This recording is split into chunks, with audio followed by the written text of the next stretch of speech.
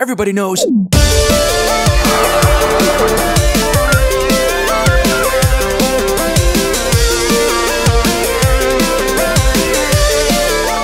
Mega Man Legacy Collection came out not too long ago, and it's been doing pretty well, critically and financially.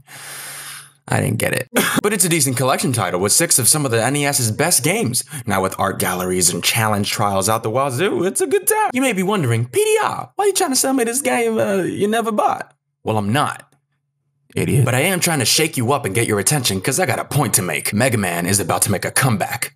A real comeback. Now, that may sound extremely hopeful, and you have the right to be dubious. Ultimate Marvel vs. Capcom 3 gave us 0 and an X custom what? Holy crap, bad box art Mega Man wasn't Street Fighter Cross Tekken. Mega Man Legends 3 was becoming an industry first with all the fan involvement. You could join the forums and pitch in or just lurk and watch things progress. Except they canceled the game for lack of fan involvement. After putting out the 3DS demo that enough people had to buy for the game to even continue development. Wait, we really got played, huh? Mega Man Universe was weird, but it was Super Mario Maker plus custom Mega Man and more before Nintendo beat them to the punch. And it had a really cute role. It was canceled too though. That Korean Rockman X Online side-scroller MMO? Canceled. That X Series FPS reboot absolutely no one knew about? Freaking canceled before you got to it, punk. That X-Over crossover mobile game?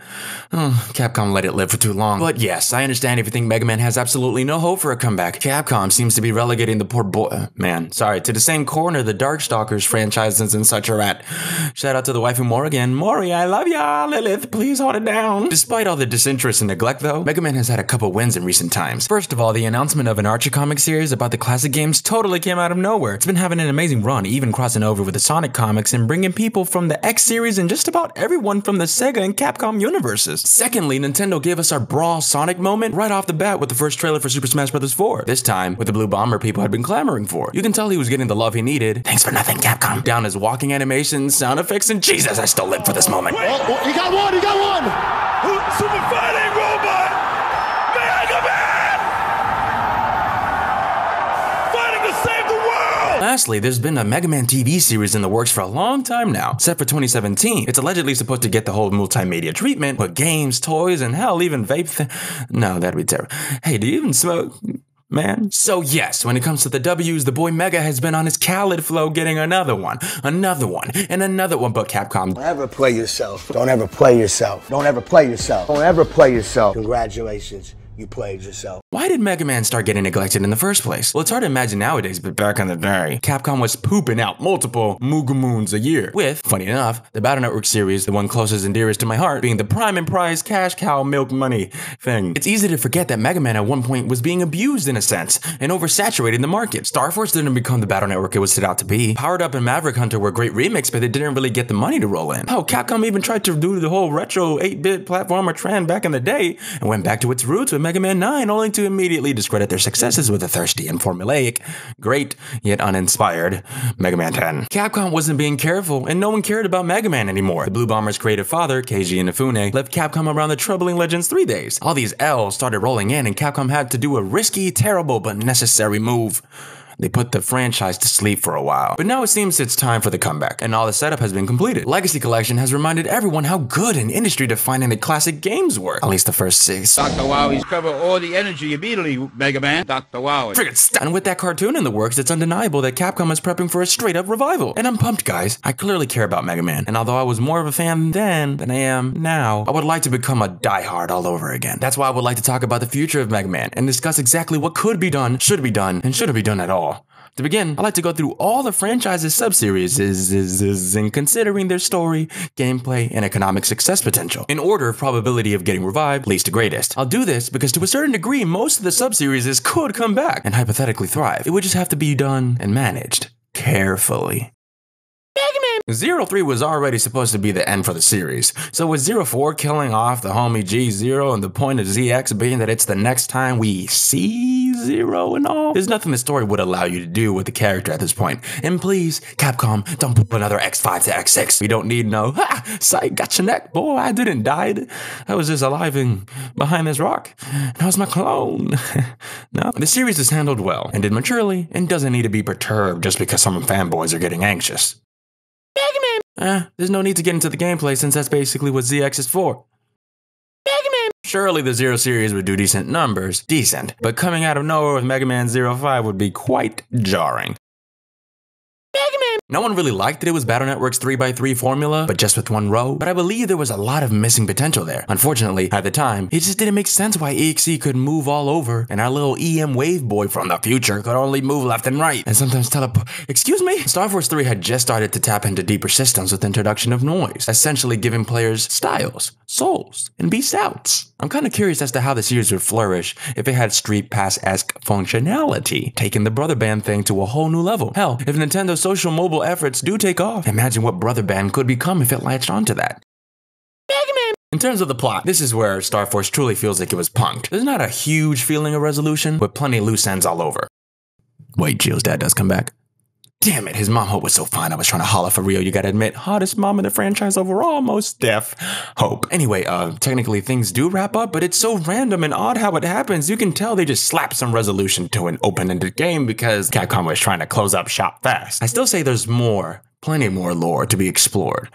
Well, especially now that Gio's dad is back. Who knows what that dude saw up there, man? Here's where it gets a little tricky. Star Force was basically created to be Battle Network's sequel series and was supposed to be able to rack in the same amount of money. Never became the case, by the way. The series is kind of set up by high expectations, and although they were successful in their own right, Capcom would have to tone things down when handling the series again. I gotta be honest, going back and playing Mega Man Legends, or worse, Mega Man 64, is a real devil trial. The controls and camera were pretty bad, the plot and aesthetic were quite distant from what we knew to be Mega Man at the time.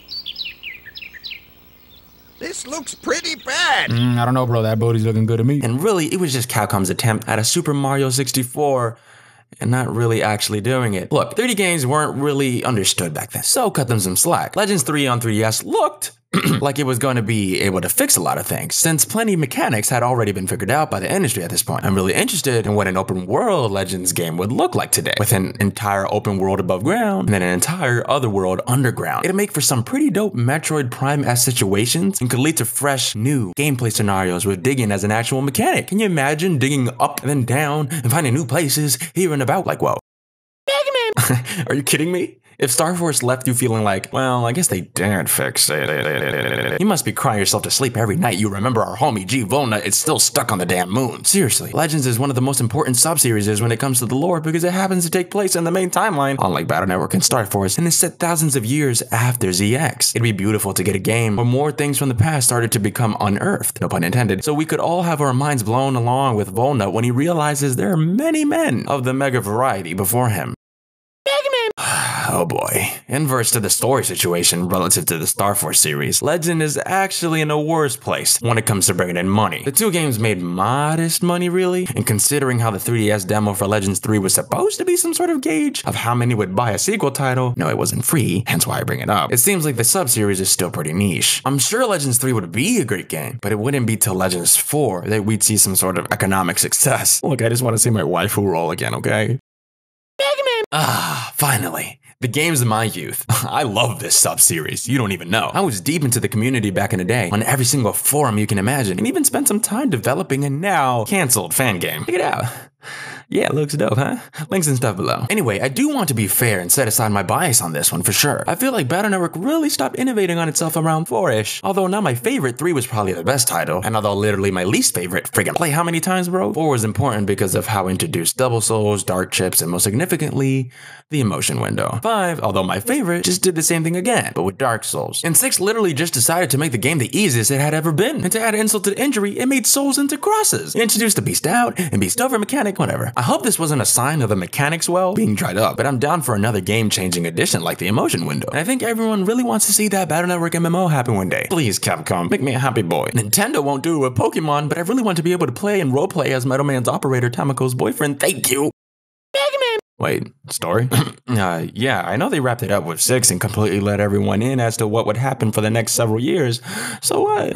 Yeah, Battle Network really isn't the prime series to be continuing when looking at what's left to tell. 6 titles with plenty of spin-offs as well, and a solid conclusive ending? No. There could be another game where just another threat arises again, but at this point, if it wasn't with Lan as an actual team, or Lan's son maybe, it just wouldn't be interesting anymore. Funny enough, looking at both Star Force and Battle Network, I really wouldn't mind yet another sequel sub-series that takes place even further down the line. Probably shouldn't happen as Capcom's first Mega Man comeback game, but it can happen eventually. right?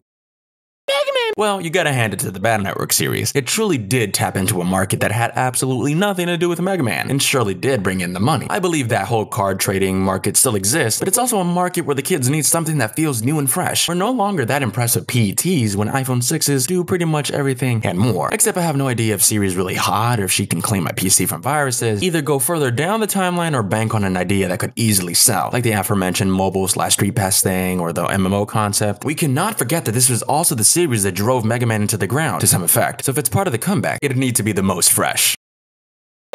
This sub-series, in my opinion, was on to something. It only got 2 games in, but the way they kept iterating on the mono system impressed me every time. It took what made Zero so special and forced it to do bath salts and some K2 and a little bit of Molly just for the hell of it, except it looks, like, good and stuff. It's depressing knowing that it might be a long time before we get to see those concepts explored some more, but I know that if Capcom sees people want a hardcore action side-scroller experience with some Metroidvania influences, they'll take off from where they left with ZX. Even if this means we get Mega Man A or Axel, which would be great marketing-wise, A as in going back to the start, the roots in a way, right? Or just another entry in the series. There's never been a better environment for that than now. Gunvolt was aight. Show 'em how it's really done. This could go either way. On one hand, there's not much we know about the lore, so there's not many reasons to beg for answers or to tie up loose ends. But at the same time, what if we got some insight or the first telegraphed hints at how the world would become what it became in Legends? I don't know. There's really not that much use pulling things in from the past since X and Zero have effectively been killed off completely, so no more of that really. Again, this could go either way. Most def ZX wasn't the most well-known sub-series, nor did it really do phenomenal numbers or anything. It's just that I see the gaming landscape today and what people are leaning towards. With some careful strategy and marketing, the spirit of ZX could be the comeback tool for a slightly different but familiar Mega Man this time around. People want the skill, people want the challenge, people want the fresh. Get ZX. Boy, oh boy, if there was ever a safe place to coordinate Mega Man's comeback, it'd be safest where it all started. Everyone loves classic Mega Man. It's really the most profitable and the one with the most games and history, undeniable. Even if it's just a reboot of the series itself like Powered Up wanted to do, success. Even if it's a semi-spin-off/sequel that continues it, also iterates upon it, we'd eat that up too. Practically anything Capcom decides to do with a classic series in relation to a comeback could be a success. Heck, they could even put out Mega Man 2 again and say it was a new game, and that'd be fine. Well, almost. They kind of just did that with Legacy Collection, and people really are liking that game, so it would make sense to capitalize on that reintroduction and solidify a new experience in that same spirit. Yeah, again, Classics gameplay would be one of the safest to bring back since it's so tried and true. There's something special about how 1 through 6 and 9 and 10 feel and play. So if they were to deliver something similar, maybe with gorgeous sprites or a single new game-changing mechanic, that'd be pretty dope. Plenty of developers have done Mega Man just as good as Capcom has done Mega Man, so I'd really be interested to see what a AAA effort into a new side-scrolling Mega Man would turn out to be. At the same time though, now that I say AAA, that reminds me of Colin Moriarty, ex-IGN journalist, kind of funny personality, and and his idea for an open-world Mega Man game that combines the first 2 games, has you fight Mega Man 2's Robot Masters first, and then reveals you have to fight Light Sabotage creations from 1 as well. Following the story of the first 2 Mega Man games in one game and reversing them and making it an open-world game. So Wily and Light work together, they're friends, they create all these robots, so they make Breakman, who's Proto Man, and then Mega Man and Roll. And then Fireman, Iceman. So the robots that have like applications, and they're corrupted by Wily and they're taken. But to get those robots back for Light, they have to deal with the robots from Mega Man 2. So to reverse the Mega Man games to make Mega Man 2. So basically to make 2 games in one, make a game longer and bigger. Wily has all these other robots that he's created, and everything would be like basically individual dungeons in an open world, and you can do them in any order. I think you can make like a dark and gritty Mega Man game, make it super fucking relevant. Ironically gritty, but totally in touch with the best of modern gaming's conventions. Now I wouldn't be too put off with that kind of pitch actually being what takes place.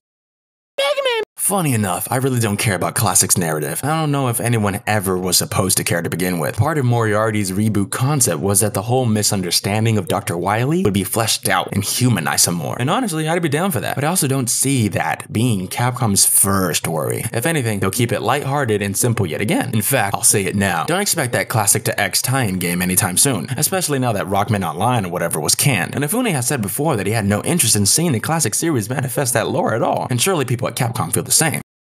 It'd be weird. Yes, the moment you've all been waiting for. Of course, the X series would be the best existing sub-series for Mega Man's comeback. X could also be the vessel for finally explaining what exactly happened in between this series and the classic series. It'd be even more compelling if it was a specific threat from that time that just so happened to be connected to a current day threat in the X series, which in turn, if Capcom wanted, could be used as a segue to end the series once and for all and lead it into the Zero series. Of course, I don't see that happening in one game, especially if it becomes a success, but it could be the new arc, of course. Literally anything they pull from the past or from the future would be interesting for moving the series along. Mega Man! The X series makes a lot of sense when stressing about success. To plenty of people, Mega Man isn't Mega Man. It's X. For example, instead of taking classic and making it more gritty, I feel like if they wanted to cover their bases, a less gritty X would still be received well. It's like how Sonic's tone was in Adventure, or even now in Color/Generations/Boom, but slightly grittier and with plenty rock riffs, right? People love the X series, and after seeing how freaked out people got over that X redesign model thing that was literally made with no purpose at all, I could see how Capcom would want to capitalize on that love and passion for the series. Credits to Maximilian for posing that maybe literally Capcom plans on using that redesign for something in the future, since they took it down after posting it and seeing all the feedback. Also, in case you want to belittle my suggestions for the fact that they come from me, some fan, I would like to remind everyone that Capcom has already tried rebooting with the X series. That's what the FPS game was supposed to be. Well, let me be clear. I'm not too sure I would have purchased that X FPS game. I've seen the videos and concept art, but if I'm being completely honest here, the project seemed devoid of personality and charm. I admit though, it's kind of bias getting in the way. Maybe an X FPS game wouldn't be that bad at all. Look at how Metroid Prime worked wonders. I think it's important that we as fans follow ourselves to go for these new experiences and take them for what they are. I don't think Capcom will be taking this route, but I preach that in case they will be doing anything extremely weird and unexpected. We have to be open-minded. Really, what I expect is some sort of melding of the X, Zero, and the ZX mechanics. All of them have great mechanics, and although it isn't just an easy pick and choose of mechanics, I say that so much, I'm saying they have plenty of stuff to work with, or at least be inspired by. X, just like Classic, has always been about the tight controls, with the differentiator being the degree of mobility. It'd be fun for all of us to see how they expand upon. Taylor, I'm gonna let you finish, but X-Over is one of the best Mega Man games of all time. But really guys, going off the cuff now, I really think there's a lot of reasons why Mega Man can and could have a successful comeback. I mean, there's plenty of unexplored concepts up there. Just look at our fan base. Heck, our fan base. There's so many fan bases within the Mega Man fan base. Anything from that Battle Network MMO or a hack and slash Zero game, that'd be dope, dude. And just look at Mighty No. 9. Seriously. It looks fun, looks great. Really, but it's not Mega Man exactly, so don't expect that to be the case. Also, with all the delays and whatnot over just online features, I don't know. It's becoming more and more unreliable. It seems even Inafune can provide exactly what we want. And what I'm saying is I'm done with Mega Man having just cameos here and there. Project X Zone 1 and 2, great. He's in it, and all these hot girls. But that's not enough. Mega Man has been a staple of gaming. Mega Man deserves that try again. We deserve that try again. And one of the most exciting things about this is, if Capcom does a couple good steps, we might be seeing those games we want. Those really niche, fan-base specific games. And that's exciting. So keep fighting, Mega Man. For everlasting peace or whatever the hell. Because you deserve it. Faded off the kush, I'm gone. Only 2 years old when daddy used to bring them hookers home. Looking like my grandma, my niggas got that ammo. We Jackson and then light up the L. Sam, yo, Tunchi and this bitch, nigga. Y'all niggas, bitch, niggas. Rats gon' rat and snakes gon' hiss, nigga. Baseball rich, nigga. Do this shit for all my... Mega Man, there's a hole in the zip line that you... No, shut up, I don't need you!